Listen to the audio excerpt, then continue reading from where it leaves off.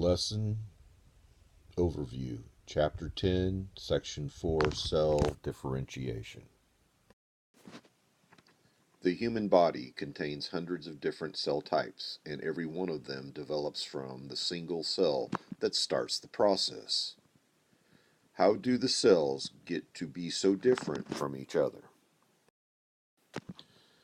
From one cell to many, how do cells become specialized for different functions?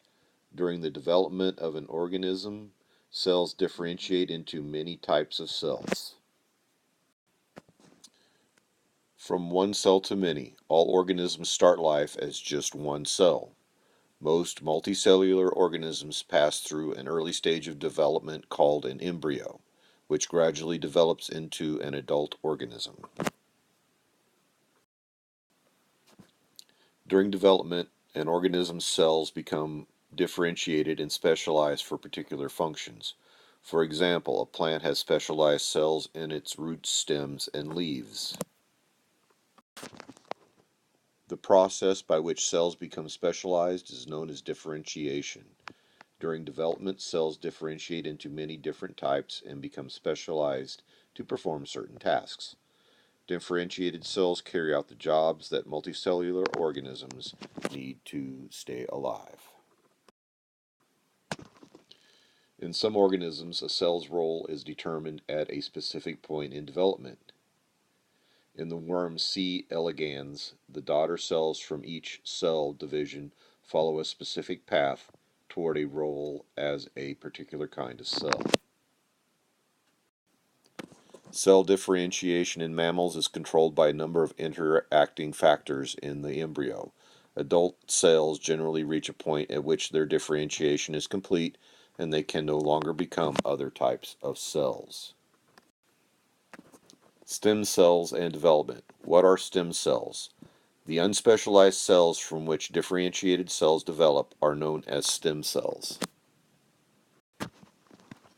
One of the most important questions in biology is how all of the specialized differentiated cell types in the body are formed from just a single cell.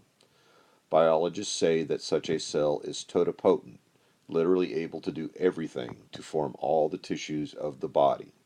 Only the fertilized egg and the cells produced by the first few cell divisions of an embryonic development are truly totipotent.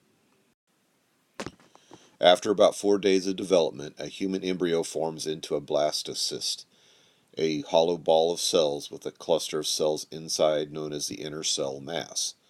The cells of the inner cell mass are said to be pluripotent, which means that they are capable of developing into many, but not all, of the body's cell types. Stem cells are unspecialized cells from which differentiated cells develop. There are two types of stem cells, embryonic and adult stem cells. Embryonic stem cells are found in the inner cell mass of the early embryo. Embryonic stem cells are pluripotent. Researchers have grown stem cells isolated from human embryos in culture. Their experiments confirm that embryonic stem cells have the capacity to produce most cell types in the human body. Adult organisms contain some types of stem cells. Adult stem cells are multipotent. They can produce many types of differentiated cells. Adult stem cells of a given organ or tissue typically produce only the types of cells that are unique to that tissue. What are some possible benefits and issues associated with stem cell research? Stem cells offer the potential benefit of using undifferentiated cells to repair or replace badly damaged cells and tissue. Human embryonic stem cell research is controversial because the arguments for it and against it both involve ethical issues of life and death. Stem cell research may lead to new ways to repair the cellular damage that results from heart attack, stroke, and spinal cord injuries. One example is the approach for reversing heart attack damage illustrated below. Most techniques for harvesting or gathering embryonic stem cells cause destruction of the embryo.